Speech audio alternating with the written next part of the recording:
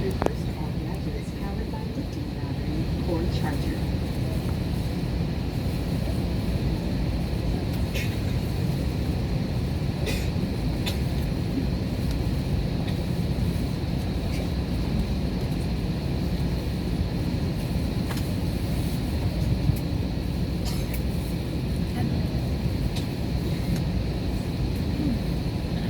Good afternoon, ladies and gentlemen. Airbase Officer speaking on the flight deck for flight 5J860, CebuPacific Airways 2 Chinese service bound for Manila. And with me is Captain Edwin Andrews.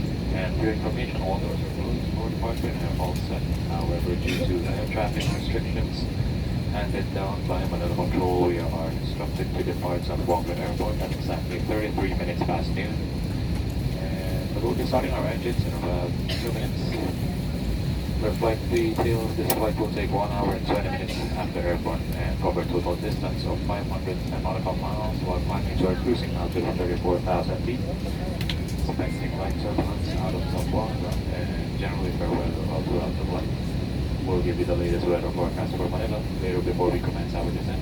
In the meantime, sit back, relax, enjoy the rest of the flight. Thank you and good afternoon.